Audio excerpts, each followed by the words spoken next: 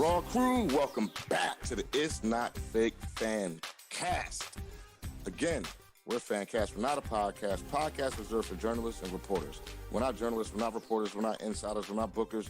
We don't interview wrestlers. We will be interviewing wrestlers, but we don't know any wrestlers, and we don't own shit. But what we have done is spend our time, energy, effort, and money for decades. And the one thing that we all love, which is professional wrestling. And now we're spending our time with you, the fans, because we are fans. Let me introduce you to the crew, my tag team partner, Antonio Marks, the Marksman man, the grown man, John Cena fam, the 3 Second Tan. What's up, man? Yo, but remember that grown man Cena fan, because we're going to be mentioning that name more than once tonight. And it is not just because I'm marking out for once. Hand it off, man. Shut up. And I am your host, Ahmad the Dark Show. And if you don't like my nickname, I'm going to have Conan blow that loud-ass horn in your mama's ear. Speaking of that, shouts out to Conan and the Keeping It 100 podcast. It's actually my favorite wrestling podcast outside of our own. They gave us a shout out. They hit us up. What's up, Conan? What's up, Disco? And the rest of the Keeping It 100 crew. Like, share, and subscribe to us and them. This week, we got a special guest filling in for Malachi B. Jones, my man Joey Wrestling. Introduce yourself to the crew, man. What's going on, brother? No, I've been watching wrestling for about 35 years. I think I'm somewhat of an expert. I have one of the greatest professional wrestling tape collections you'll ever see. And, I'm here. I'm glad to be here. It's going to be fun. Awesome. We got a special show for y'all tonight. Obviously, we're coming off the heels of Money in the Bank and the Raw Fallout. But one thing I want to get into it before we start this headline. Over the weekend, I think right before the weekend, Reggie, me, Chimpy, and Reggie got an inbox, right? And this inbox said, and I'm paraphrasing, don't talk about Alberto Del Rio because the Knight family doesn't want to give him any publicity, right? I could read y'all the exact DM, but it doesn't matter. It doesn't matter to me. Let me tell y'all something.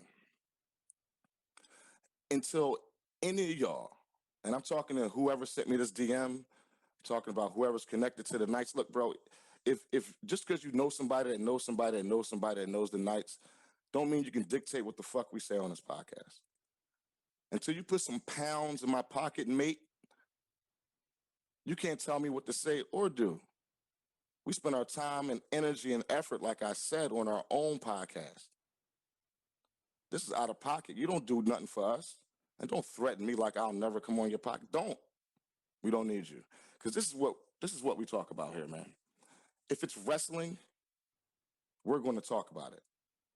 Okay? It's something in America called freedom of speech and freedom of press. In our Constitution, it says we have the freedom to say whatever the fuck we want. And I know y'all think this is fun and games, but Raw Crew and the It's Not Fake Fan Cast is a legit business on paperwork. And it's entertainment, meaning we are protected by freedom of speech and freedom of press. And unless you put pounds in our pocket, mate, you can't tell us fucking shit, man. Now, and this is not in defense of Alberto Del Rio, because fuck Alberto Del Rio, fuck Paige, and fuck the Knights, because this is about wrestling. If it happens in wrestling, we're going to talk about it. As We don't, somebody else will. Hold on, bro, hold on. As unfortunate as it may be, but guess what? Unfortunate things happen in wrestling. Unfortunate things happen in life. But we ain't going to sit up here and talk about all the unfortunate shit that happens in the world. No, we're talking about wrestling. And if some unfortunate shit happens in wrestling, like Jimmy Uso getting a DUI or like Chris Benoit killing his family, we're going to talk about it. Number two,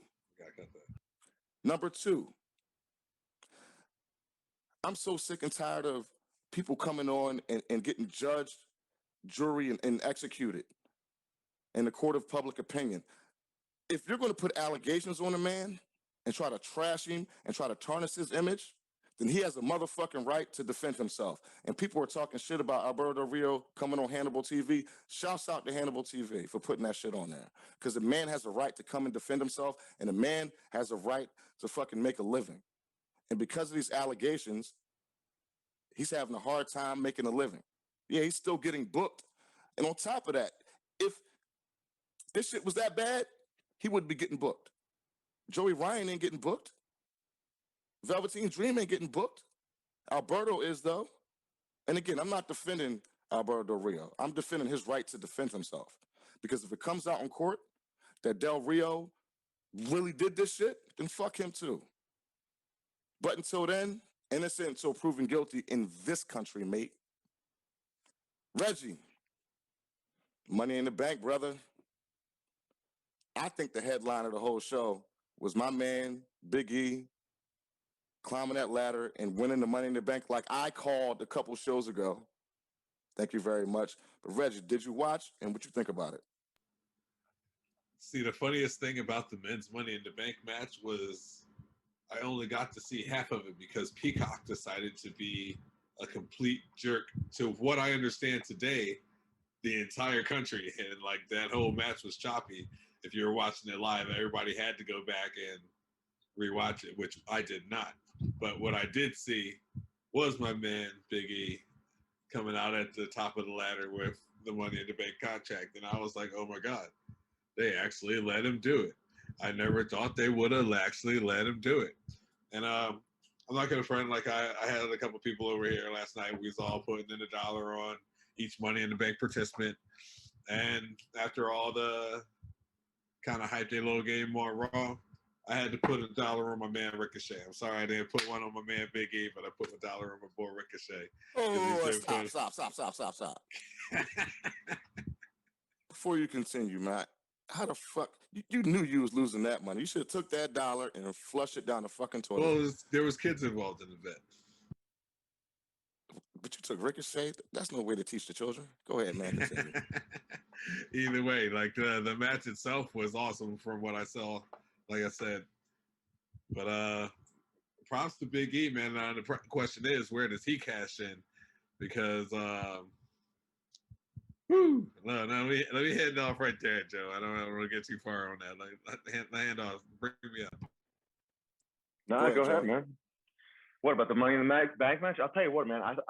Match was fantastic. Ricochet, I think, might have had the best spot in that match where he stepped on the top rope and did the flip on the guys outside. They caught him.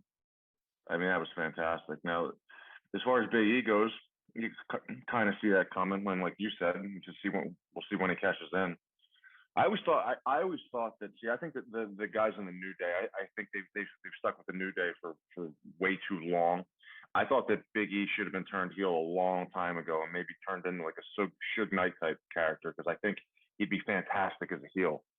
But I mean, I guess right now he's a babyface and they're gonna go with it like that. I just thought that that's what I always saw from him. I always thought he'd be fantastic as a heel. I think he's got a lot of potential, but we'll see. You know, like the comedy thing with him, like, okay, I mean, yeah, I mean, what do you think? What do you think, Reggie? No, well, on what Joe just said, the comedy thing, I think Big E, out of all three of them, has gotten the farthest away from that. And that's just from being on another show. I think the New Day comedy thing hurts Kofi Kingston the most, and we'll get into that later. But I think they're going to keep Big E face because Roman Reigns is heel. Now, we've seen guys hold that Money in the Bank briefcase for 200-something days, 300-something days. So obviously we know he's going to at least hold it until SummerSlam based on what happened. But setting up a Roman Reigns Big E thing, Roman Reigns is a heel and Big E is a face, that could be some really good shit. Especially they could have some explosive matches and shit in there. What you think about it, Reg? I think I know too much because we're getting into the Raw recap after this, so I'm just gonna let's get on to the next match. Let's head that off. Well, it's a good segue to what we're talking about because the next important match to me was Roman Reigns versus Edge. But more importantly, what happened after the match. Joe, did you get the chance to peep that? I thought that match was fantastic, to be honest with you. I mean, would they go 30 minutes, 32 minutes, something like that? I mean, I heard like Brian Alvarez said that he thought the match should have been about 10 minutes shorter. they did a lot of great near falls at the end that pretty much had everybody. And that the false finish they did with that's fantastic. If you've seen an action figure, the false finish they did where the Usos came out and then Mysterio and his kid came out. And so, okay, so the fans were, so you thought to yourself, okay, like the Usos got run off. And then you have Seth Rollins come in with the second wave of the interference there, and he ends up costing Edge, but not the first time, remember? Because I think Roman Reigns with the spear Edge, and Edge met him with a spear. That was a great spot. And then I think then Edge went for the cover, and Reigns got his shoulder up a little quick, and then the ref came in, and then Reigns kicked out. I thought that sequence was great. And then it turns into Rollins comes back out and costs Edge, and then Reigns wins, and then Heyman comes into the ring, and Reigns tells the fans that they should acknowledge him, and then Cena's music hits. That was great. So about that, Joe, I want to chime in right there, man. Like, what is you think they're trying to set up right there? Because I don't understand this whole Seth Rollins, Roman Reigns thing. They have nothing to do with each other whatsoever. So what purpose did he have? What right did he have to come down and interfere in this match, like, whatsoever? Like, I can understand if you want to set him up with something with Edge. Okay, that's cool. But wouldn't it have been nicer to have that for the title? Like, jump him afterwards? Or, like, what was the point of Seth Rollins getting in the point of a Roman Reigns in the head of the table business? Because now it's the second time if you count Cesaro. Mm-hmm. Well, you heard what Seth Rollins said to Reigns in the ring. He said something along the lines of, like, you wouldn't be the champion if it wasn't for me. So they could pick that up down the line. You're going to go. Seen that before, though. Yo, yeah, but I mean, they're both. But at this point, they're both heels. Yo, think about the booking. Think about what they're doing. They had to get Edge away from Roman Reigns because of what they're doing with Cena. So they couldn't have some like Edge rematch shit down the line or keep that storyline going. So they had to cut that storyline off. And obviously, I think even though SmackDown hasn't happened yet, we're going to see a program with Edge and Seth Rollins. Now, where does that leave Cesaro? No clue. But they had to separate Roman from Edge. And the way to do that was use Seth Rollins to do so. And then you can set up something with Seth Rollins down the road based off of him helping Roman Reigns. I totally agree with what you're saying. Mm-hmm. So they only give gold to Goldberg and not Edge on these returns. Is Edge a bigger star than Goldberg? Or as big? Hells yeah. No, he's not. To us, that's because you're a mark, bro. Damn straight. See, the thing about Goldberg, well, we're getting that in the Raw review, yeah. But the thing about Goldberg is, like, when they brought him in for the Royal Rumble to wrestle McIntyre with no build-up whatsoever, and then they beat Goldberg in a couple. They've beaten Goldberg too many times. They've hurt Goldberg at this point. I mean, he's taken too many losses, and that's the real bad one was the one at the Royal Rumble against McIntyre, because I mean there was no build there whatsoever. What was that, like 2 weeks? So and I don't think Edge needs a title. You know what I mean? I think he's still working his way. Now, I don't know if he plans on coming back full time, or just kind of like a pay-per-view thing or what. But it seems like he's kind of trying to work his way back into the company on a more regular basis. So a good way to do that is to keep him away from a title and put him in the storyline and have it like mean something. You know what I mean? Instead of just handing him a title, because Goldberg is a one-off type of guy anyway. So if you see Goldberg with a title, he's going to drop it a month later or something like that. With Edge, if it's more long-term, throw him in a storyline, let him work his way back in. You know what I'm saying? But I don't want to stray too much off of that. I want to talk about this John Cena thing. And before y'all get started, I know y'all both John Cena fans, so I don't want like a John Cena circle jerk. But I do want you guys to talk about what this means going forward. Is this a squash match at SummerSlam? Or is John Cena there just to get Roman Reigns over? Or are we just biding our time until it's a Big E Roman Reigns thing or a Seth Rollins Roman Reigns thing? And this is just to promote a John Cena movie? Like, what y'all think? John Cena is there to sell a movie, to promote F9, obviously, but he's also there for more merch sales. As you saw, he already came out with a brand new T-shirt. And WWE can't help but sell John Cena merchandise, so it's just it's a business ploy. It's gonna do them very well, and then he's off back to Hollywood.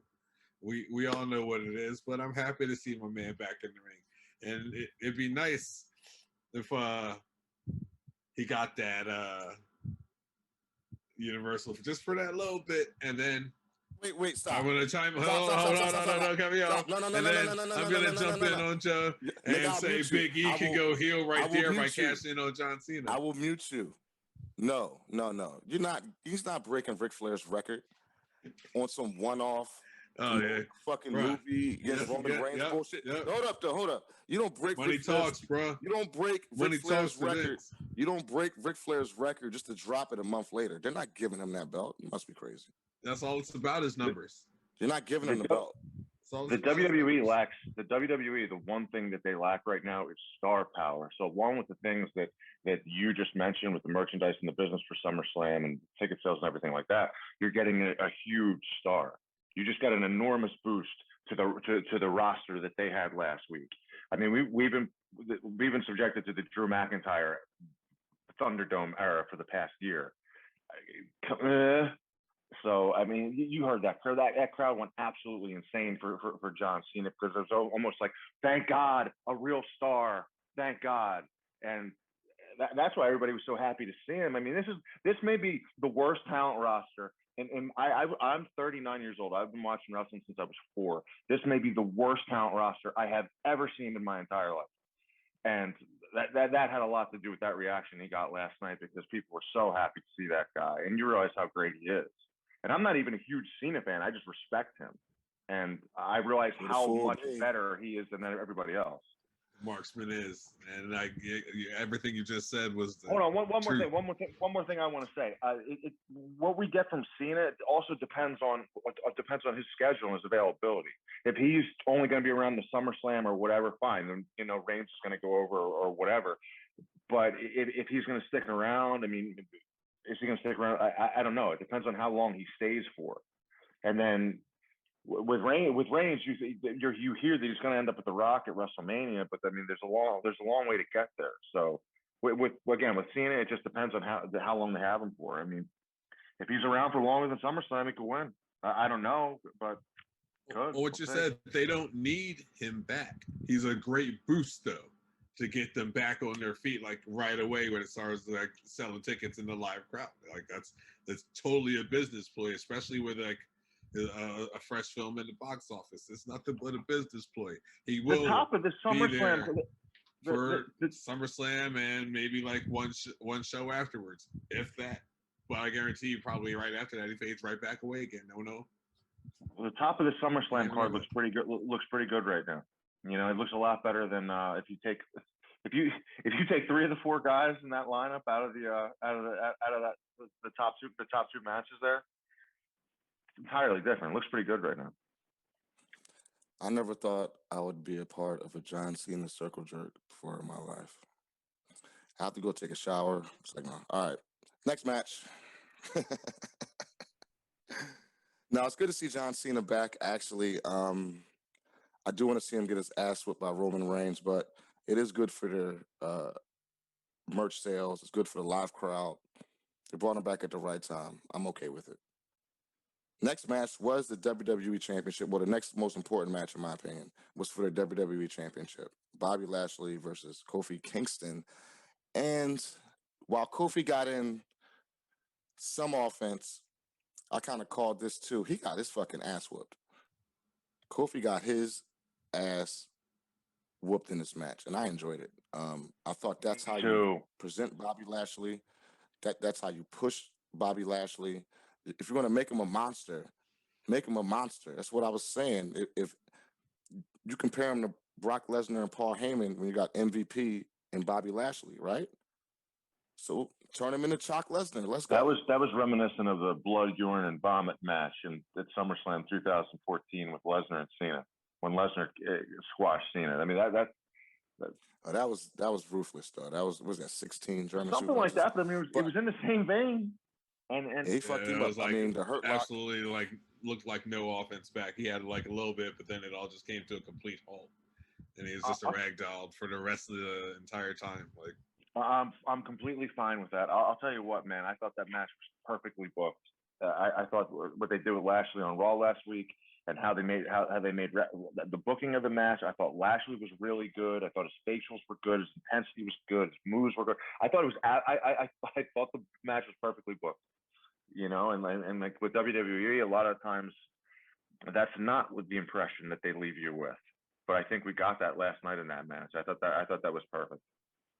Well, Lashley has to be booked as a monster, right? Mm-hmm.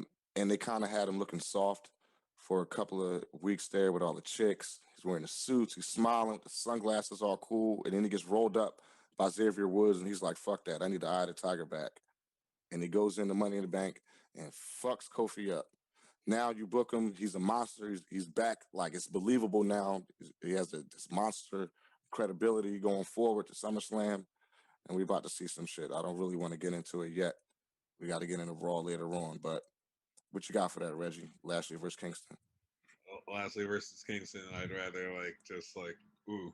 Stop being talk about brutal. Analyze the match. I'm not going as the mark, man. You know, I love Kofi up and down, man. But it was necessary to actually legitimize Bobby Lashley. Unfortunately, Kofi had to be the sacrificial lamb as far as like taking this brutal beat. You know, whatever. Like, this is WWE champion versus WWE champion. I mean, like, you can't hold yourself high as like one of the WWE champions and, you know, not be willing to take a national, but like a WWE champion. It was a complete mismatch if Bobby's not distracted with Xavier or anything like the sort.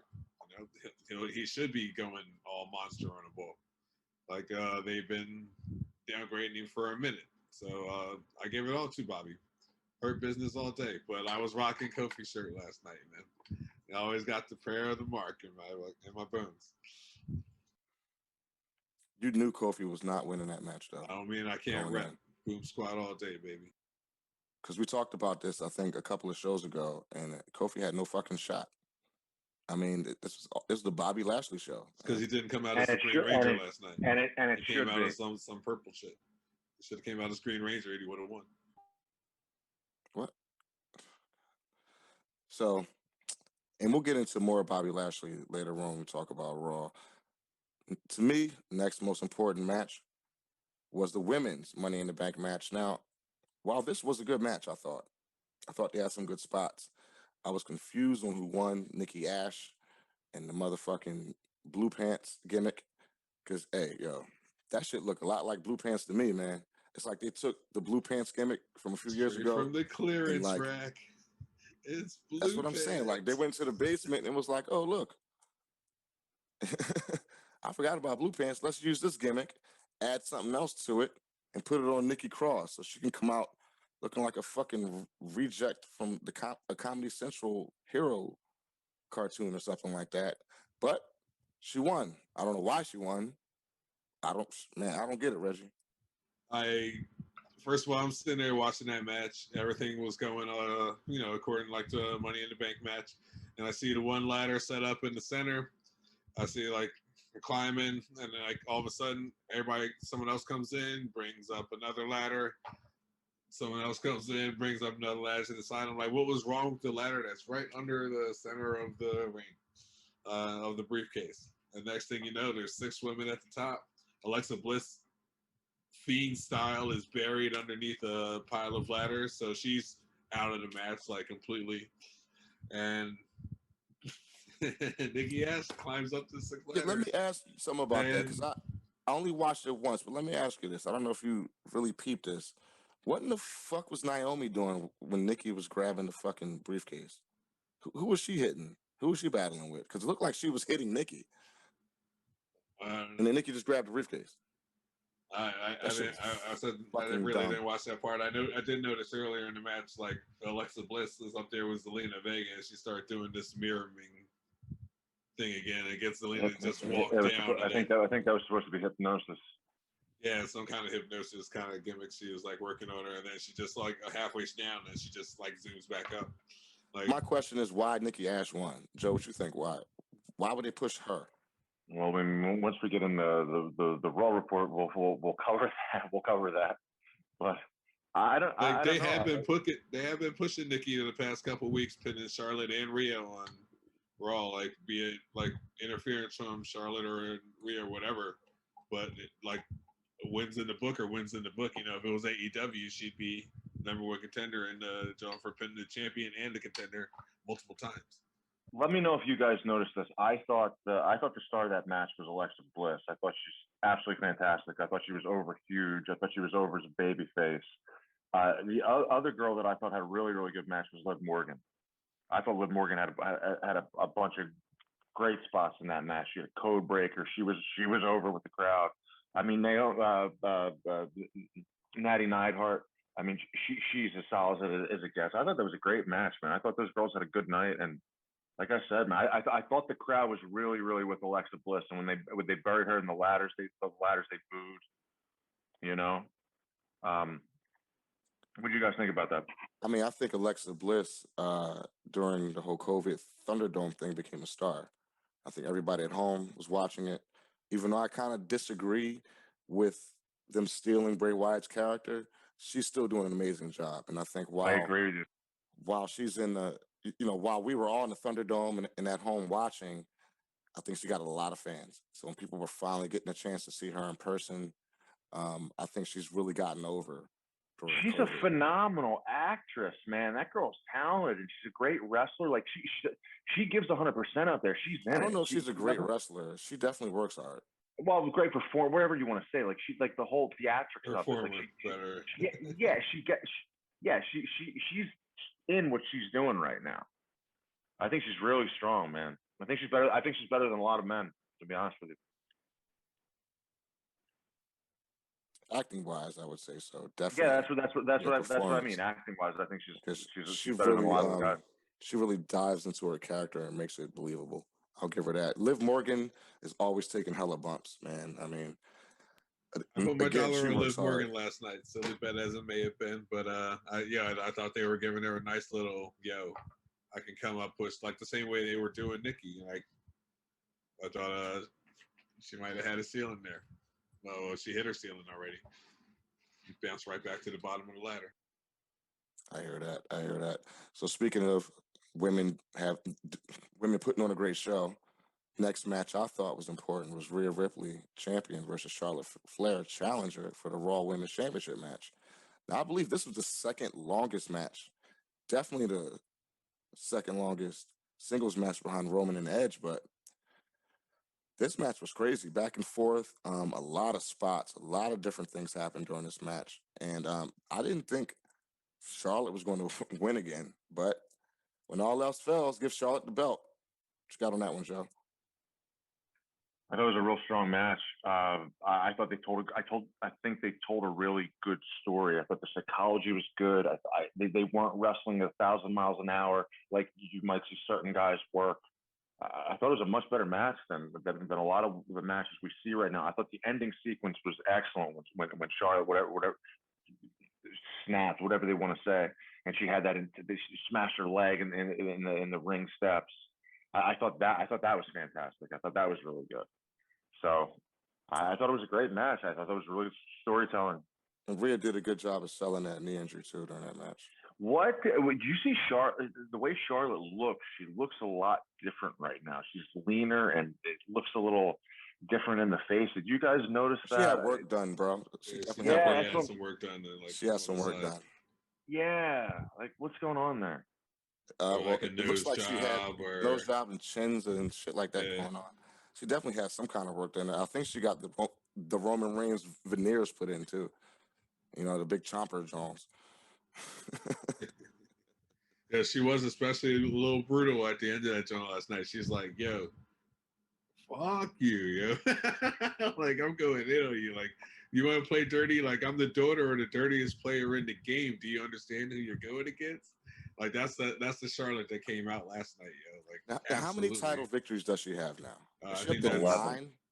Is that 11 for her? 11. Yeah, I think she's at 11 now. That has to be a record, right? That's the record. She's already hit the record. Like the record was like 7 or 8 at one point in time, right? Yeah, she passed that a long time ago. I'm telling you, I keep saying it, man. Charlotte Flair if you count NXT, like she definitely. I'm telling you, Charlotte Flair might be the best female wrestler we've ever seen. 2 of those are NXT, and like the rest of Raw and No, I'm not. SmackDown. No. I'm not counting NXT, bro. How many? Well, they count NXT. If like and how like many world titles Ric she got Flair, you on the count main like roster? whatever title that Ric Flair had. But he only won Right. world titles. NXT is not a world title. Well, they count it as a championship in WWE because All right, like but now NXT is a legit thing. It's not really the that undercard shit anymore ain't unless you canon, count though. like that. That's not canon. Like if you win an NXT title, just because you won an NXT title doesn't mean you're a former world champion. Oh no shit! I definitely don't count Bo Dallas as a former world champion. Right. So that's what I'm saying. How many world titles does she have? Whether Raw or SmackDown? It's like 9, right? I would count it as 9 if you don't count those 2 NXTs. But they I count the don't one count the 2 NXT that NXT title. they count the one NXT she won at WrestleMania from Ripley. Like, what do you want me to say? Fuck that. Fuck that. I don't count it. Shit, and no one else They does count. except WWE. Yeah, but they don't count it as a world title. They just count it as a championship. And they funny with their shit anyway, with their Universal and WWE championship. Those I think she mentioned the Divas Championship, the last Divas Championship on Raw tonight. She was the last Divas champion. Yeah, so that was in her count. But that's a Well, world the Divas title. the Divas turned into the women's title, right? Mm-hmm. From the women's title. It went from the women's title to the Divas title back to the women's title. It's still a world Fantastic title. athlete. The Divas title is canonized with the women's world championship.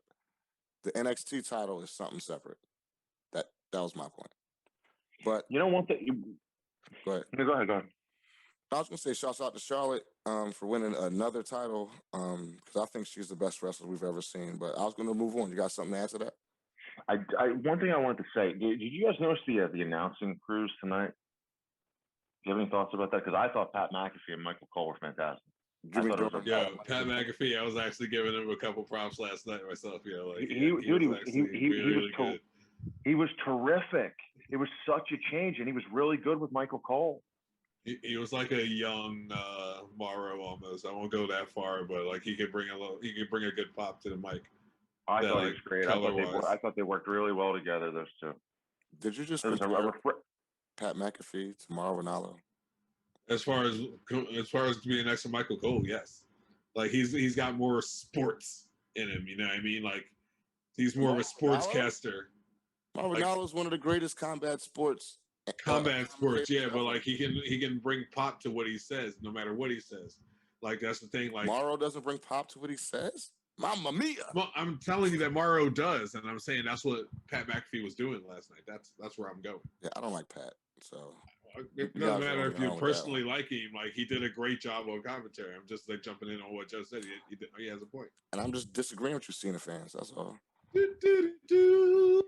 What's that? What's next? Hold on. I don't even know if I'm a John Cena fan, but tell me what. I've been in your house. Hold on. I've been in your crib, bro. You got the whole cardboard cutout, John. Yeah, my buddy used to work at Gold's Gym, and he called me one day. He's like, "I've got Cena in the car. I said, "What are you talking about?" And he brought that thing over. And so I wasn't going to throw it out. That's how that ended up. Excuses.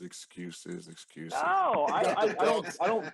He got the belts hanging on the John Cena cutout, John, and all that sitting in the corner. It looks all fly. I rooted for the Rock John Cena match at WrestleMania 28 like it was real. Okay, like I wanted the Rock to win that bad because I couldn't stand. Like I could not stand John Cena at that point. But I think I think he does. I think he does a phenomenal job. I respect the man, and I enjoy watching him. He definitely entertains me. I just bust y'all balls because y'all some marks. I hear you. So after that, I mean, it's kind of downhill from there. Let's talk about, I guess we can get into the SmackDown Tag Team Championships because they were more important, which I was confused being that this was on the kickoff show, correct? The SmackDown, the Usos versus Rey and Dominic. The Usos versus Rey and Dominic are directly related to the main event storyline on SmackDown. They're directly related to the main event. And you put these motherfuckers on a kickoff, but you put AJ Styles and Almost versus the Viking Raiders on the main card? They need to switch them things. Because the Usos versus Rey and Dominic, one, you got Rey Mysterio in the match. You don't put Rey Mysterio on the kickoff show. Two, it's not only a title match, it's a title match with a built-in storyline from the main event that has a sub-storyline That includes this tag team versus tag team. I don't understand the placement of why it was on a kickoff show with that much importance to SmackDown. I'm going to stop your rant right there. And like, we got to remember that as far as this particular pay-per-view, we're talking about a company that put Bianca Belair on the cover of the pay-per-view poster and then shipped her championship match off to SmackDown 2 nights before. Like, their good business decisions obviously aren't in their play right now. And they're going to have a rematch next week. Why? Well, to make up for the match that should have been on Money in the Bank. I guarantee you. Oh, we can see the same thing again. No, bro. No, you're missing the point to that. Now, that's a bad comparison because that was supposed to be Bayley versus Bianca. I guarantee you, if Bayley didn't get injured, we would have saw that match on this pay-per-view, Bayley versus Bianca Belair. But because they try to hurry up and replace Carmella with no built-in storyline, with no reason at all, and the reason why they had to put Carmella in it, because all the other top girls were already booked into the Money in the Bank ladder match. So why even kind of waste that time to try to shoehorn a match in there? Take another week, or, put the match on SmackDown.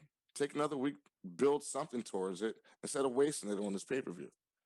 But I agree, sort of, that Bianca should have been on there, even though Bayley got hurt. But that's the reason, though, because you know damn well if Bayley wasn't hurt, we'd have saw Bianca Belair versus Bayley on this pay-per-view. Joe? I think you're making good points. Look, I can't argue with you there. But I mean, I think in general, this was their best job on a pay-per-view in a long time.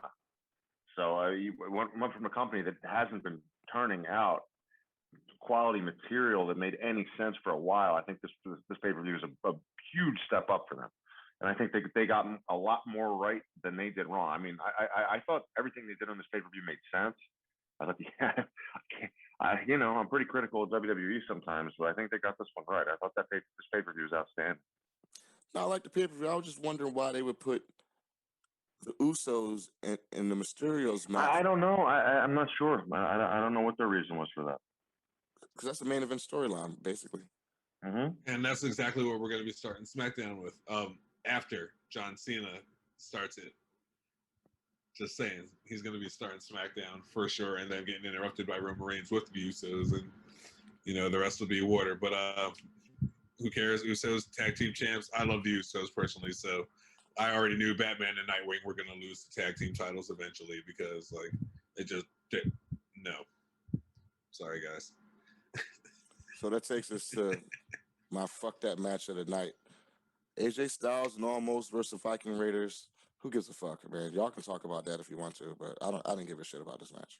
Yo, how about the way Styles and Almost were treated? They were babyface. I mean, there's that, and Almost can't really work yet, but he seems like his presence and he kind of gets it a little bit. That guy.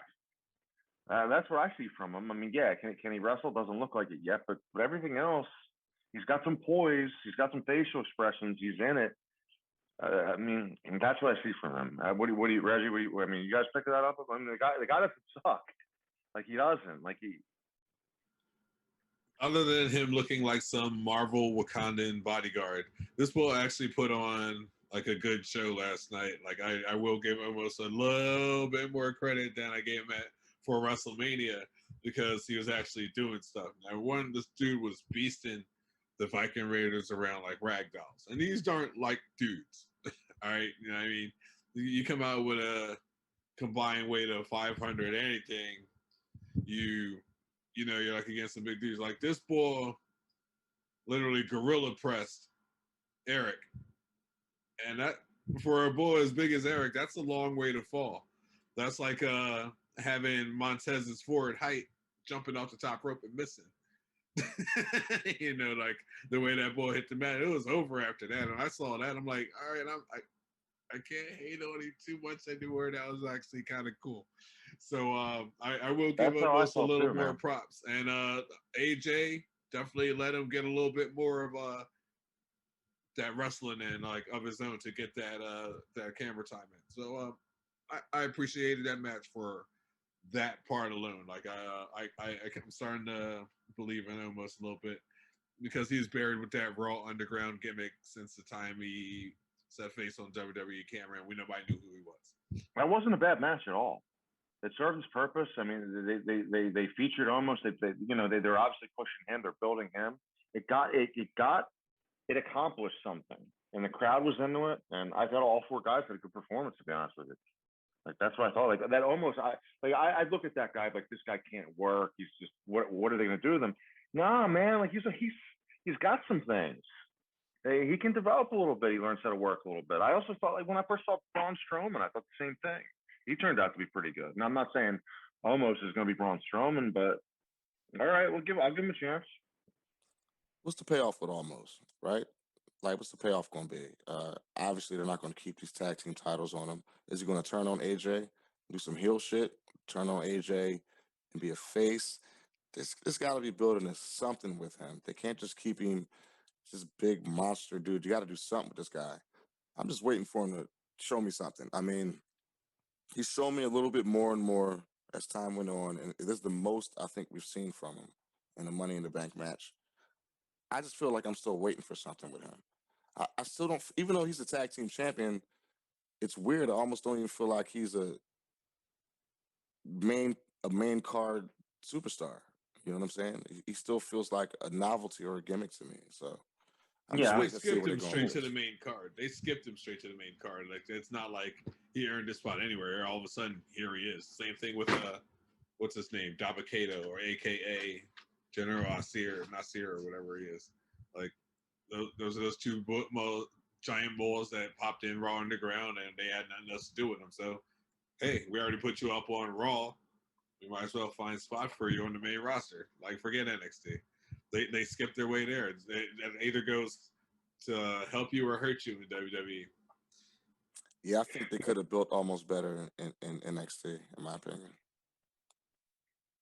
Now, one thing we didn't touch on in the Money in the Bank, they seem like so they're moving Drew McIntyre out of his top spot that he's been in forever, and they're bringing him down for Jinder Mahal. I think that is in my opinion, that is a welcome change from what we've been getting for God knows how long. Any thoughts on that? And no, that's actually a great start to segue into Raw. Not one of the most important things, but I think we were done with Money in the Bank. Yeah, I think. So we're done with Money in the Bank. I gave Money in the Bank a B+. I thought it was a good show. I thought it was definitely better than Backlash and Hell in a Cell. So I definitely going to give it a B+. I think some of these storylines are becoming to be flushed out, and we're seeing where they're going with this.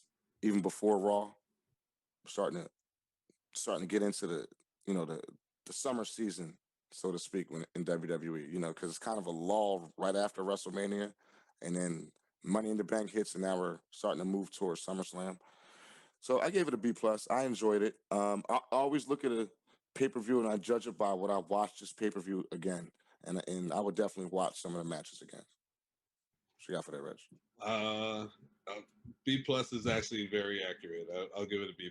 I won't give it a complete A because there was some things that it just didn't need, but for the most part, covering the whole entertainment, not wanting to take your eyes off the screen, absolutely a pay-per-view. One of the better ones WWE's gotten right in a long time. And to throw some twists, turns, and totally unexpected things in that kept everybody guessing is an element they haven't had in a long time. I'm not sure if they saved it for the live crowd or if they just really hired the right writers this time, but everything went solid last night. B+ is very accurate. Cheers. What you got? Dude, I gotta go A, man. Honestly, I gotta go A. I've been harsh on WWE for a long time and very critical, but I thought they did a great job. I thought so many people had great nights and great performances. And one thing I didn't say earlier when you asked me about the title match, Roman Reigns is a phenomenal performer as a heel. I mean, he's light years better than where he was when he was a babyface. Light years better. he's when he's in the ring, I still don't think his promos are great. He sounds like he's acting and reciting lines, but when he's in the ring, I think his acting is fantastic. I think the way he knows his character and he knows what he is. He seems very, very natural. Whereas when he was a babyface, now when he speaks, he's better than he used to be. But I don't think I gave him his due for how great he is in his role as a heel champion right now. But I got to go, hey man, like everything they did made sense. I think I can't really. I mean, what Nikki Cross went in the Money in the Bank, but we kind of saw where they went with that. Yeah, but I don't know. Hey man, I got to go, hey. A lot better than the stuff that they've been turning out. Yeah, we've been talking on the show actually since our first show, probably the type of work Roman Reigns has done over the last year or two. I mean, he's definitely on top of his game. He's on top of the wrestling world, and he's on top of that company, and that's the #1 company in wrestling. So he's doing great work as a heel, and I think his promos actually have gotten better because he's to a point now where Paul Heyman don't even have to talk. You know what I mean? He can just talk his shit, and it's believable because he's been whooping everybody ass, including his family members. So, but I think this is Roman Reigns' best work. He's in his prime right now. Completely agree with you. And that wraps up our Money in the Bank review. Again, that was a great show. Before we get into Raw, I just want to take this time to give a shout out to our sponsor, King's Cannabis out of Eugene, Oregon. If you are in the Eugene area or anywhere in Oregon, check out King's Cannabis. That strawberries cookie shit is fire. Reggie, you watch Raw tonight, man? I know you did. Ooh, did I watch Raw tonight? What's the crazy shit that happened on Raw tonight? We're gonna start with my man John Cena coming out. They said he would kick off Raw, and he did, and he made it very clear that he's coming for Roman Reigns, and he's gonna be trying to bring him down a peg, in his own words. So to be continued on SmackDown this Friday. And they're like, we're gonna have like a little bit to say about that. What'd you think? As a not being the only Cena fan in the room, it's okay, man. You ain't got to be shocked. No, man, I understand what they did there. They had Cena get a lot of crowd interaction in that promo. I guess that's because it's the first Raw in front of the people, and I think he was kind of the leader. He's the best talker they have in that company. So I guess I guess that was the point of that, and they'll during the build. I think we'll see more of the Cena promos we know. But I think that was the reason, because the reason they made that promo the way it was is because it was the first show in front of the crowd. So I guess we'll have to wait and see where they go.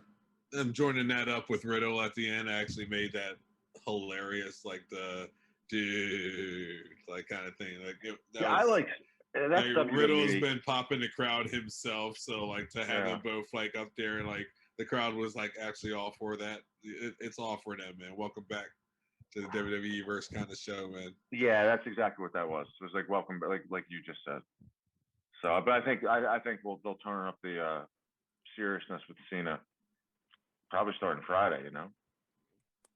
Damn. So we're just gonna bust 2 Cena nuts tonight. Okay. What else happened, Reg? Next, I'm not going to get to the biggest thing. We're going to go to my next biggest thing, which was the return of my man Keith Lee. Wow. Keith Lee. So how did they present that? Keith Lee would show up to answer the open challenge of Bobby Lashley for a contendership match, apparently. It wasn't even for the WWE Championship, which was a little weird. And, it was a solid throwdown between the two of them. But in the end, Lashley ended up uprooting him, only to be Keith Lee's return overshadowed by Goldberg. Wait, before we very questionable treatment of Keith Lee there. No, I have a friend who used to work in FCW, wrestle in FCW before it became NXT, and he texted me during the match, and he said they're going to bury Keith Lee for being out of shape. He's like he's going to do the job pretty hard, and it's exactly what happened. I mean, I don't want to say he got squashed, but yeah, that wasn't a squash. Did he get squashed? It was not a squash. It was a legitimate match for a bit. he was throwing off a little bit, but at one point, like just like that, it was one-sided, and Why it was over. Keith Lee hasn't been on TV for how long, and for whatever reason. I remember hearing that they had plans for him, and then we haven't seen him, and then he shows up on Raw and gets stomped by Lashley. Like Since the Rumble, I think. Why wouldn't you protect Keith Lee? I don't understand why you sent him out there to do a job for Lashley. Well, did he look out of shape? Like, was he badly out of shape? Looked like Keith Lee. Yeah, he looked like Keith Lee. That's what my friend said who worked in FCW. But Well, he looked like Keith Lee, but he missed that time. Now it hasn't been confirmed, but I think we all know he caught COVID and had some lasting effects from it.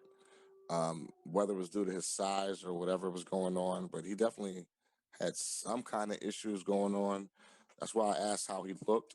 But I agree with you. You don't bring a guy back and have him get destroyed by the champion, though. You know what I'm saying? Like, I just don't like why, huh? Like, was that punishment for something? That's what I was thinking, but now did it look like they were just trying to get Lashley way over? You know, again, like to show the more of the Lashley's dominance. This guy comes back, he gets a pop. He's Keith Lee. He was super popular. He calls out Lashley, and Lashley fucks him up. It gets Lashley more over. Yeah, he's sacrificial lamb. I don't know. He got sacrificed for a storyline. So what happened? He really did, man. Like I was very shocked the way it went down. I'm like, ew. All right, well, if this match is for a contendership, I was really thinking, all right, boom, put him right in the contendership picture. Like, all right, instead of, I know the rumors are out there about Goldberg and everything. I was just hoping when I saw Keith Lee, it might not have been true, and I could have seen Keith Lee Lashley at SummerSlam. And well. The hell with Goldberg versus Lashley at SummerSlam is a way bigger. It's going to sell more tickets. I understand, but this is where me as a mark is just like, I'm not happy because I think you're wasting what the fans want to see on what you want to put in your pocket. I disagree. What do you think they want to see right now? I would love to see anything else but Goldberg. I know what you're saying. For at least like 5 to I get it. 50 years. Match, though. I get it, but you're bringing back John Cena already versus Roman Reigns. To not overshadow the WWE Championship match, who else outside of Brock Lesnar has that type of star power that you can bring in, right? Fair enough. I mean, you bring in Goldberg for Lashley now.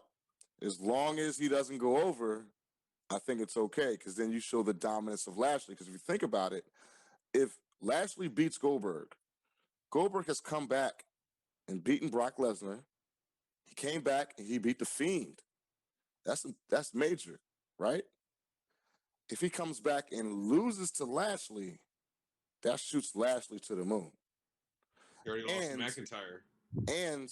And you give, which was absolutely terrible. And you give, well, they had to get the title off of Goldberg somehow, but you're also giving SummerSlam major star power with it being the second pay-per-view in front of fans. And it's one of the big four. So when you got one of the big four, Royal Rumble, WrestleMania, SummerSlam, Survivor Series, you want to, like, they want to maximize that card. And what better way to do it if you got, you know, Roman and John Cena are going to close the show. Lashley and Goldberg will probably open the show. I mean, I'm not mad at it as long as Goldberg loses. I'm with you. I agree with you. I think they're building the Lesnar and Lashley. I think that's what they want. Maybe it'll be a WrestleMania, and it makes a lot of sense.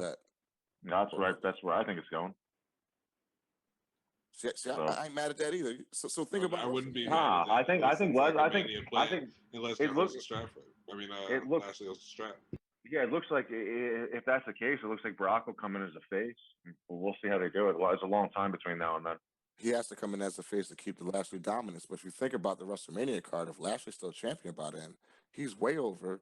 And if you got Roman Reigns versus The Rock, and then you got Lashley versus Brock Lesnar. It's awesome, huh? You're fucking killing it. That's a hell of a WrestleMania card right there. Sure is. Fucking killing it. Sure is. Great card. So I ain't mad at And that the as thing long as is, they do it right. the biggest thing that Lashley has is Brock. And the thing is, like, that's a good match because we haven't seen it. Lashley fought, Brock fought. Like, that's for anybody. That's a really good match. So, People I'm have looking for been anticipating that match for a long time because exactly. he's been calling out Brock for years. Whether Yep. it's been in the MMA cage or in the ring, he's been calling them out. So there's definitely some built-in credibility factor in there. Exactly. Especially with these guys. Great story there already. I completely agree with what you're saying. And then you bring in Goldberg, versus Lashley. That's kind of, if you think about the matchup, because Lashley is kind of like the modern day Goldberg for real. He's like a combination of Goldberg and Brock Lesnar. So you match them up, spear versus the spear. You know what I'm saying? And Lashley goes over. Man, you're just pushing Lashley straight to the moon. You just got. I'm with you, man. But if they're going to continue to use Goldberg, he's got to get a win here and there. And like, from what I understand, he's got 2 matches a year.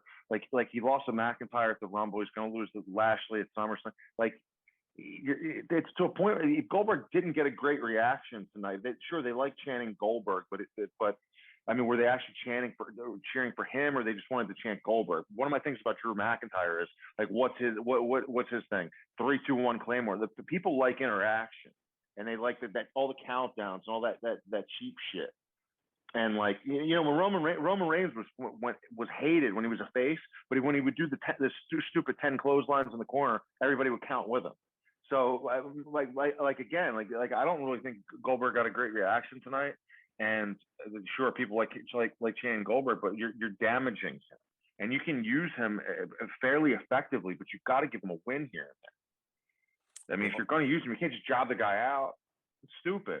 He's coming. So the thing is, it wouldn't be so bad if they didn't beat Goldberg at the Royal Rumble with McIntyre with no build, and it made no sense. It just was the worst. To me, that really hurt Goldberg because he already did a bunch of jobs. Braun Strowman, Undertaker, lost to Brock. Who else? Who else beat him? So you just got to protect guys a little bit better. Feed people to Goldberg for tickets. That's what it was. It was about tickets. When there was no more live crowd, they're not putting them on TV anymore. Oh, like Braun took it right from him, and Braun had that during the lockdown era, from what I like to call it. You know what I mean? Yeah. So that's that. Yeah. So what else happened on Raw? So I was going to jump right to the main event of Raw, which I know Joe's been ready to talk about this. I definitely been ready to talk about this. We're going to talk about the main event of the rematch of Charlotte and Rhea Ripley and our new Raw Women's Champion. Oh, no, don't fucking say Nikki it. Ash. No. Nikki Ash cashed in Money in the Bank tonight on Charlotte. And my friend Desi's dollar from her man Bill went further than he thought. So what happened? So how did it happen? How did it happen, man? It was a straight up match. She's going for the leg, but after the match, no, I'm saying so. Charlotte goes over on Rhea again. No.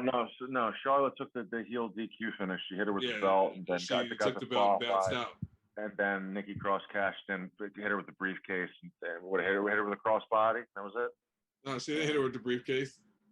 She didn't? No, she did not hit her with the briefcase. She was Charlotte was already laid out in the ring because Rhea ripped her up afterwards because she got up from getting hit with the belt and they started to brawl. And then Rhea threw her into the ring post and then threw her into the ring, and Nikki came out with the briefcase, jumps on the top rope, gets her with a crossbody. 1, 2, 3. Yeah, I gotcha. And that ended the show? That ended the show. It ended literally right there. Nikki's on top of she's in the crowd with the belt. So new Raw Women's Champion. We all know. ASH. We all know what's going to happen at SummerSlam, man. Miss Transitional Championship. Told you. I said earlier. They said they've been pushing Nikki. She has been pinning both Rhea and Charlotte for a month straight. And for her to take that and just do it again, and not with one of her little fancy roll-ups, but Money in the Bank style. Was she dressed like Blue Pants again? She was in the same damn superhero outfit, blue and gold. Speaking of the word damn, have you heard, did you notice that Corey Graves used the expression do the damn thing about 5 times between last night and Raw tonight? Did anybody pick that up or is it just me? He has a new catchphrase. He did dude, say it last. You know what? He did say it a couple times last night. Dude, he said it tonight like twice. I'm just like, oh God. That's a bad catchphrase. I think he's used to saying that to Carmella. So the show ended with Nikki Cross going over, or Nikki Ash. Yeah, Nikki Ash. The show ended with Nikki Ash as the new Raw Women's Champion. Nikki Ash, blue pants. Wow. Well, looks like I got to go back and watch. Killian Dane must have put a good pounding on her so she could put it to them. Is he even still there? Yeah, he's still in NXT. Oh yeah, he doesn't do shit. His job is to make sure Nikki is right, I guess. But that's what's up, man. Look, I think we're going in the right direction, headed towards SummerSlam. Not sure what they're doing with the women's titles. With Bayley being hurt, we'll find out Friday where Bianca is going. She's not going to keep feuding with Carmella. But other than the women's, and I'm not sure what they're doing with Nikki Ash. It looks like she's transitional, but I think we're going in the right direction for the most part. Obviously, Cena coming back, live crowd, huge pops, getting butts in seats. You bring her back on Raw to pump up SmackDown. I think that was smart as shit. We have everybody watching SmackDown now. Also, I completely agree with what you just said. Yeah.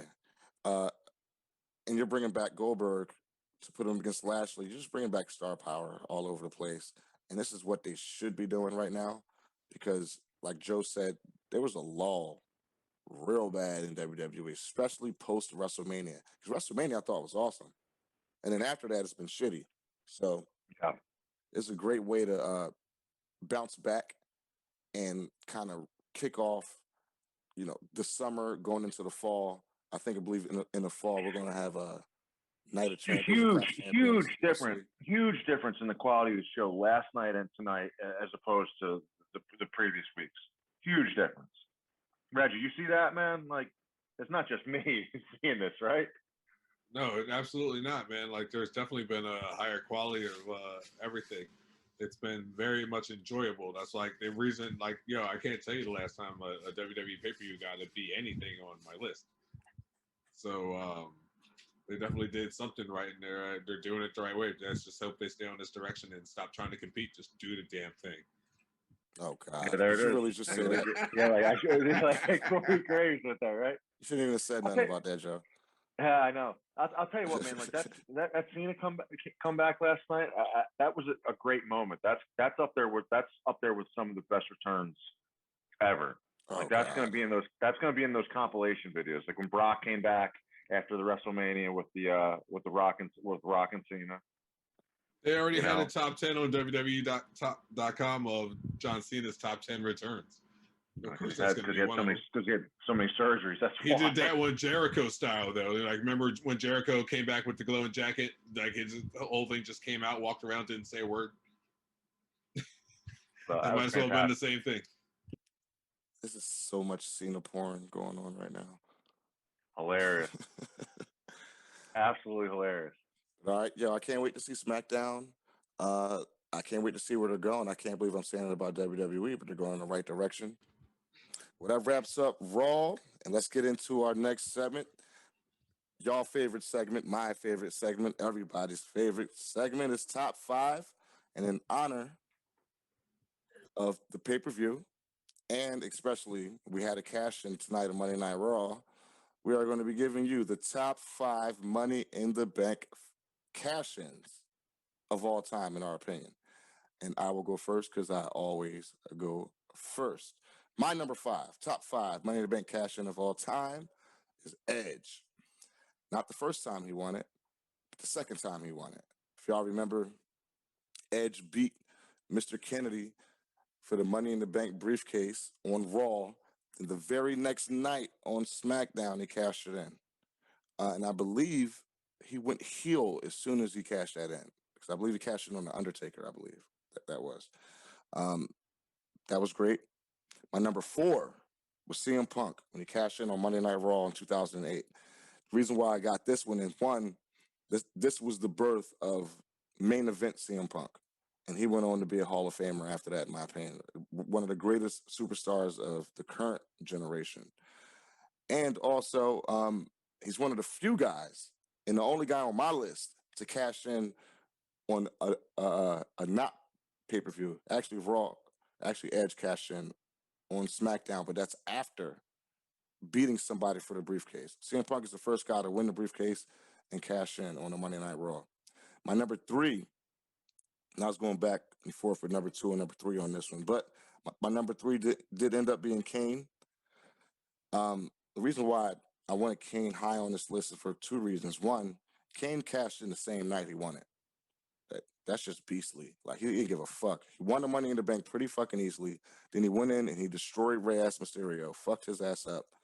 And then that went on to give Kane that second life, that later wind, second wind, third wind or whatever, later on in his career. And he was great during that stretch run when he was champion. He was dominant and it was fun. And I believe, didn't he bury The Undertaker in a Buried Alive match or some shit like that? Kane was the man around that time. My number 2 is Edge. Again, his first Money in the Bank win was the first Money in the Bank win. More Cena porn for y'all. It was after Cena won the Elimination Chamber. Edge cashed in on his ass and won. But my number 1 Money in the Bank cash in of all time is Seth Rollins at WrestleMania 31. Just for the simple fact that was a hell of a match. He cashes in. He makes it a triple threat match. He takes Brock Lesnar out of the match with that table spot. Then goes on to pin and beat his former show partner Roman Reigns on the greatest stage of them all, WrestleMania. So that is my top 5.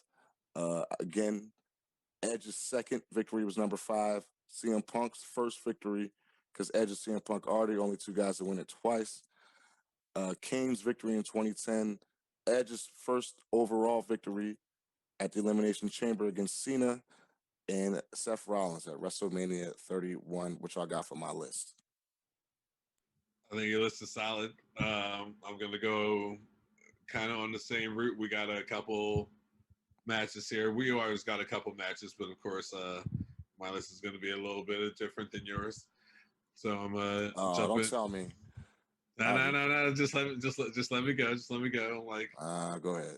Let me go. I already know starting at number 5. Yeah, you were gonna have a little bit more Cena porn, but I'm counting not a cash in, but a legitimate challenge.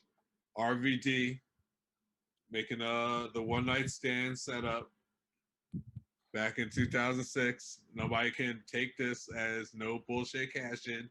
He didn't sneaky. We said, yo, we're doing this here. And the whole building was lit that night.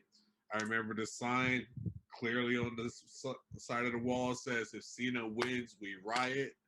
The building was ready to get torn up ECW style. Like, it's what came from this cash in that meant more than the cash in itself. And it was amazing, the entire setup. And RVD did walk away with the title that night, as it was meant to be. That's my number 5. That has to be up there, because I know, like, the cash in usually might mean one of those sneak attacks. Not exactly how I see it. But my next one is number 4. I'm coming with my boy Dean Ambrose, Money in the Bank 2016, cashing in on Seth Rollins after the match with Roman Reigns. This match was legendary because the entire Shield held the WWE title in within 5 minutes. All 3 of them shared the title, where they had been, like, the team had just broken up. I mean, it was great. And Dean Ambrose finally got his hit to the top. We all know him now as Jon Moxley, still holding gold all around the world. He's holding gold in AEW and New Japan, you know what I mean? Like, it skyrocketed, all 3 of them. It just showed you everybody was there to stay. Look at SmackDown now. Roman Reigns and Seth Rollins still going at it. Ambrose is running shit, so he comes in there. Now I'm going to throw in Edge versus Cena at the Elimination Chamber as my number 3. It's crazy because my boys just keep getting cashed in on and cashed in on and cashed in on, man. Like, Everybody just loved taking John Cena titles. Everybody, that's what he's there for, to win them. That's what winning numbers is all about. But that one comes in there. Cena was all bloody as hell. Vince just said, "Here you go, bro. It's all yours." And nobody will ever forget that. That's not gonna be in anybody's top 5 list. And if it is, you're not watching the right sports entertainment. Then I'm gonna throw in number 2, CM Punk when he cashed in on Edge. Something about like me calling that whole thing. I was hyped when I called him winning at WrestleMania, and then when I saw it happen that night on Raw, I was popping like I just saw Cena return from like injury, like at that Royal Rumble. Yeah, it was that kind of pop for me, and I couldn't believe it because Edge, I couldn't stand him, and Batista came out, fucked him up, like relentlessly, and he's about to leave. CM Punk's music started. Batista's like, "What the fuck?" And CM Punk's walk away with the World Heavyweight title. Absolutely one of my favorite moments of WWE time. Seth Rollins, WrestleMania 31. Who can deny this as the best Money in the Bank cash-in ever? Fuck Brock. Fuck Spawn. I'm sorry, Roman Reigns. Like, that boy came in, took over. That's exactly why he was Triple H's boy. That's why he hit Roman Reigns with the chair in the first place, broke up the Shield because he was meant to be on top. That one goes, that's unforgettable. If you can doubt that's the best Money in the Bank cash-in of all time, then you're out of your mind. What you got? What you think? Well, the first thing I'm going to say, that again, your top 5, you found a way to get John Cena on there not once, but twice. Like, come on, man. Every top 5 gotta have this motherfucker on it. He did the same thing. Like, he was on yours twice. Was he on mine twice? I don't know about that. He wasn't on mine twice. And if he was, it's for good reason. So I had Edge beating both him. of mine were him losing. That's why I said everybody likes to just take his goal with the Money in the Bank. No, I only had Edge cashing in on him. Didn't I? Yeah. Yeah, you didn't mention RVD, but RVD was worth mentioning.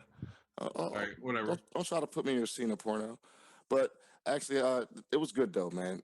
That was a good list. The RVD one, I was thinking about putting that on there, but that was definitely a good one too that I didn't have on my list. I can't argue with too much of yours. I was waiting for you to put the Sandow one on there. I thought you were gonna have 3 Cenas on there, but because he was the first one to actually lose. But no, I'm down with your list. Cena accidentally won the Money in the Bank. He wasn't supposed to. Remember that? And I think he cashed in against CM Punk on Raw the one night. And is that when they turned Punk? I think. Well, remember Big that? Show got him disqualified, and the match just like got dusted off. Like, and then The Rock came in, and then Punk turned heel. Wasn't that right? What happened there? On like it was around that time that they were setting up Cena Rock. Yeah. Okay, so Joe, what you got? All right, so my top 5. Okay, number 5, Dolph Ziggler, because in 2013 he was hot, and at WrestleMania in New York in 29, like there was a feeling in the air, like they wanted him to cash in, the fans wanted him to be the champion, and so then the next night they go to Raw in Jersey, and that crowd when Ziggler cashed in, like that was his time, and when he cashed in, that place exploded, man, and the thing was like, that was his time to be champion and be like a top guy because the people were buying it. He was in, and then he got that concussion, and then he never got back to that spot. You guys remember what I'm saying? That's what happened. He got a concussion, and something happened, and that was it. Yeah, Rio also made Rio go heel afterward because while he was the face, he just kept kicking. He kicked him in the head. He kicked him in the head like repeatedly during that match. Like Del Rio is on my list of worst world champions ever. He's on the short list. He's in the top 5 there. If we ever do that, he's there. My 4th is RVD or One Night Stand 2006 because of that crowd, man. That crowd was absolutely awesome. That's it, man. That's the reason for that match for RVD being on there because of that match. 3, because all the internet marks are still so upset about this, is Brock over Kofi on the first SmackDown on Fox. You guys might hate that one, but I like it. I think it was time. That wasn't a cash-in. What's that? That wasn't a Money in the Bank cash-in. He that's when he took his title match, yeah. It was Was a it? challenge. Mm-hmm. I thought it was just a challenge. I think that was his cash-in. If I'm wrong, I apologize if I'm wrong. But I thought that was when he had the boombox on his shoulder with the Money in the Bank. Oh, I remember that, but I don't think Kofi was like everything at that time. We gotta.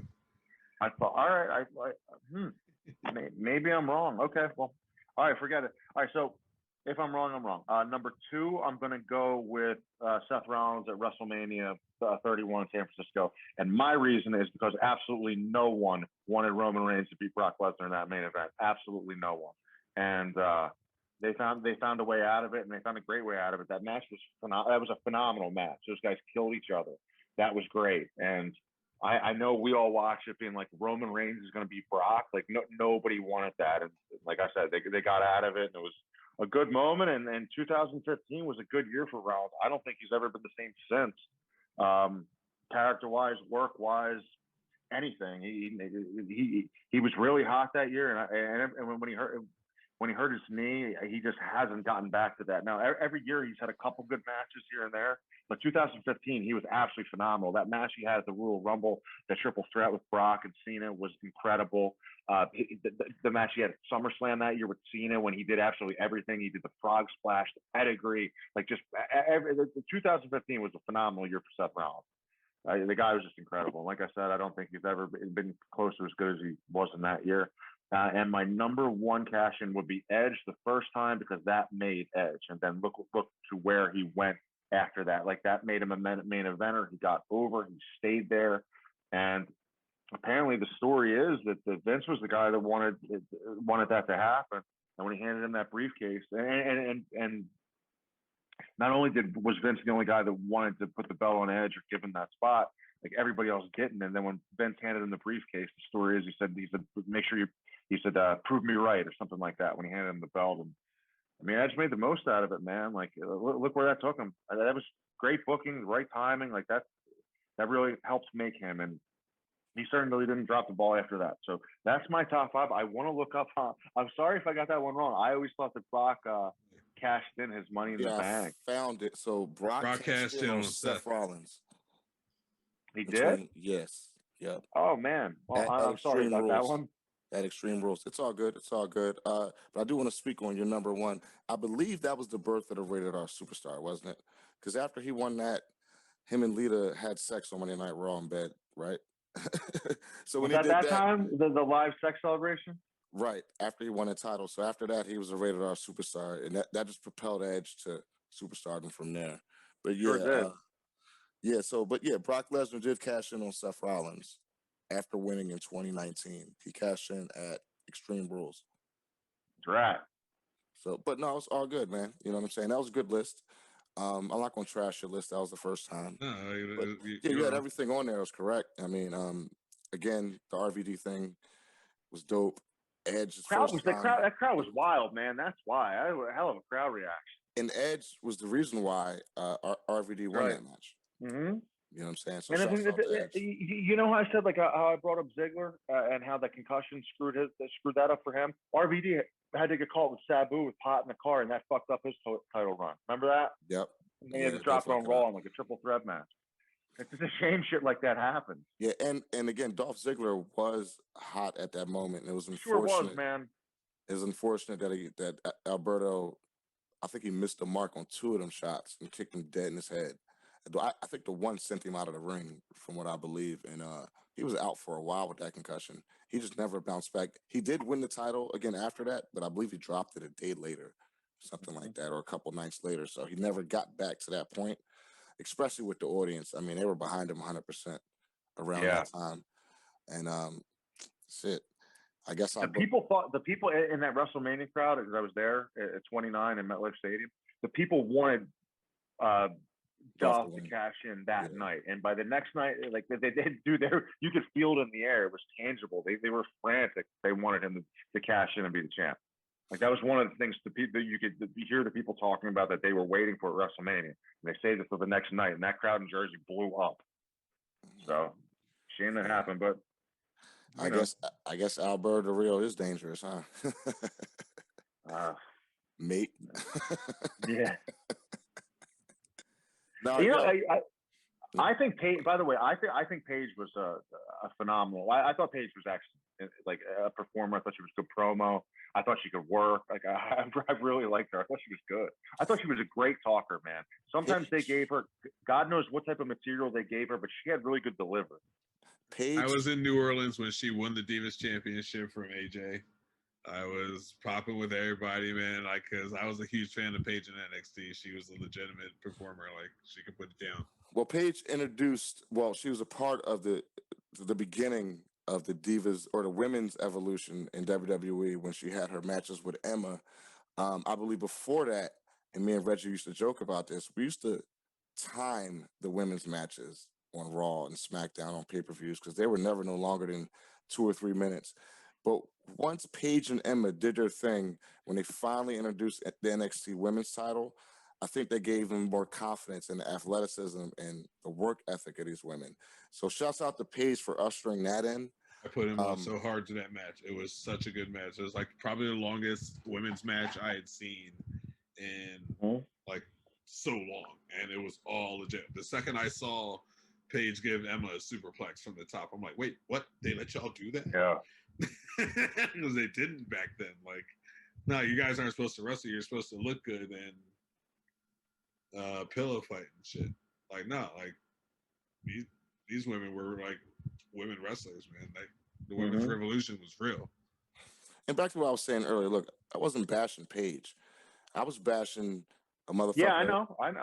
You were very clear. I was bashing a motherfucker that's trying to censor what we talk about on this show. Like they got any control on us. Like, just because you might know the Knights or you're from that country or you're biased towards them don't mean you can tell us shit. You know what I'm saying? And again, if it comes out in court that Alberto is guilty, then we'll trash his ass too. But until then, I'm just sick of the public, quote unquote, quick to cancel somebody because of allegations. You know, the man has a right to defend himself. If you're going to attack him online, if you're going to attack him in interviews and shit like that, allow him to do an interview and defend himself. And don't tell people not to give him publicity because the motherfucking Page and the Knights are the number one people giving them publicity, especially if these allegations are false. And how many times we done seen that? Shit, they just let Bill Cosby out. Anything is possible. You know what I'm saying? Ooh. I'm with you. I thought you were very clear about that. Pushing that button. Nah, I'm just saying. I mean, they're just saying. I ain't about to take a drink or eat some Jello from Bill Cosby no time soon. But I'm just saying they let the man. No pudding. There is something called due process. Let it play out. Let's see what happens. And again, he would not be getting booked.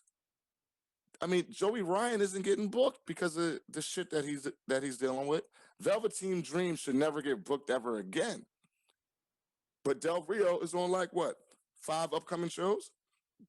And best believe, if it comes out in court that he's innocent, he better get a main roster job. Because he lost his job behind this bullshit. And it's kind of like Enzo. I'm not defending Enzo, but it came out that man was innocent. And those allegations ruined his life. And I hate seeing that because women have so much power already over us when it comes to stuff like that, that if you didn't do it, it could still fucking break you. Just the allegations, you know what I'm saying? But we don't have to get into all that. I'm not a social justice warrior or against any of that. I just don't.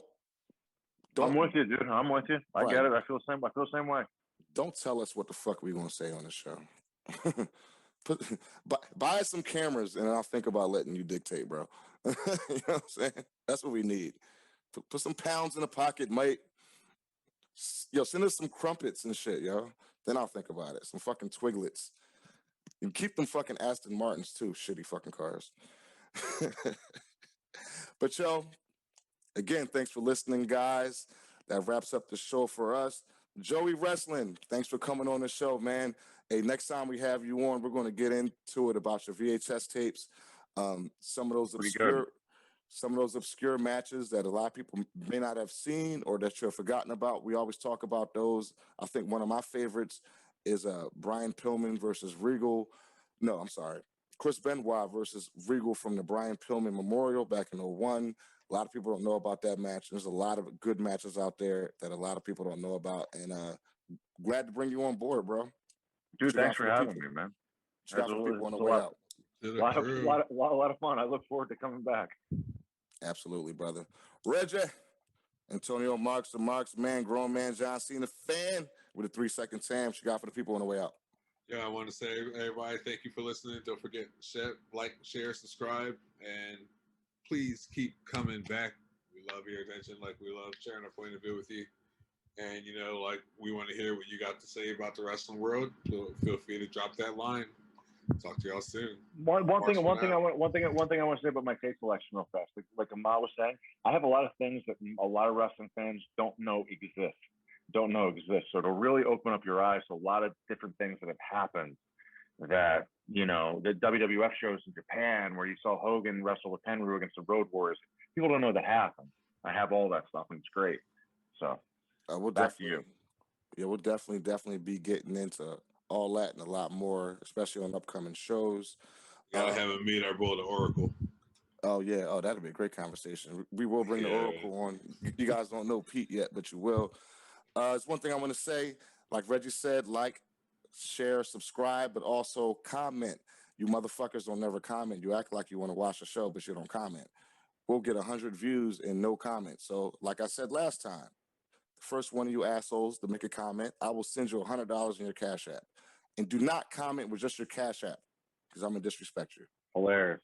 Make a comment, then leave your Cash App. I'll send your punk ass $100. All right? But that does it for our show. Again, thanks for listening. And shit, we'll see you next time. And I guess because we had all the Cena porn, you can't see me. Hustle, loyalty, and respect, right? Fucking marks.